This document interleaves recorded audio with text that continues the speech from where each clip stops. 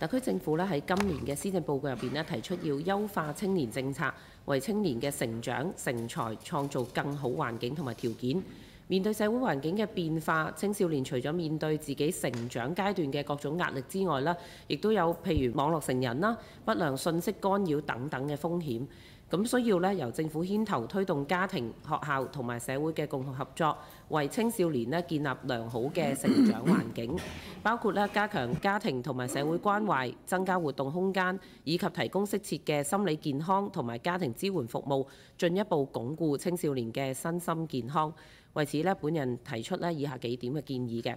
第一，當局需要持續加強心理教育同埋防範青少年接觸網上不良資訊。早前有本澳嘅機構就調查指出，網絡成癮嘅現象有年輕化嘅趨勢，而更加令人關注嘅係，而家網上都比較容易接觸到各種嘅一啲仇恨負面嘅資訊，青少年較易受到影響。建議當局要將網絡素養教育嘅關口前移，加強關注青少年使用網絡嘅情況，亦都要通過學校、家長會或者親子工作坊等等嘅形式，強化引導青少年正確使用網絡，透過電信營運商加強推廣具有過濾功能嘅上網服務等等，從源頭上去為青少年阻隔涉及到暴力、色情或者歧視等等不良嘅網上內容，讓到佢哋從小都可以學習分辨信息來源，保障個人私隱以及尊重彼此價值嘅。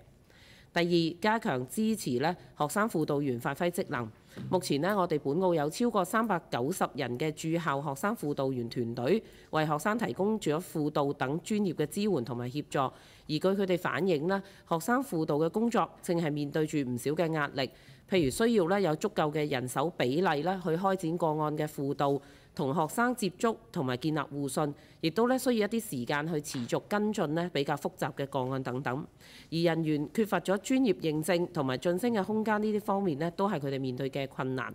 期望當局要持續檢視學生輔導員嘅人手編制同埋佢哋嘅工作壓力，加強資源投放，建立穩定嘅專業隊伍，更能夠精準咁樣發揮學生輔導嘅角色同埋佢哋嘅職能。第三，支持心理輔導人員嘅專業發展，加強社區心理健康工作。目前本澳係有專業嘅精神科醫療人員同埋心理治療師嘅團隊，咁而同時喺政府提出加強預防同埋資源下沉社區嘅政策之下，其實我哋係更加需要去強化社區有關心理預防同埋輔導服務嘅專業團隊，以更加及早咁樣去發掘同埋涵蓋更多潛在或者初期心理困擾嘅個案。心理輔導屬於一門專門嘅學科，輔導員都係具備專業知識嘅實踐經驗同埋佢哋嘅倫理操守，為市民提供安全有效嘅心理支援。所以建議當局未來必須加強對心理輔導人員嘅培訓同埋專業認可，確立專業嘅發展方向，亦都要研究推行一啲認證嘅制度，加強資源嘅投放，以加強心理健康方面嘅社區預防教育、個案輔導同埋支援協助等等嘅工作。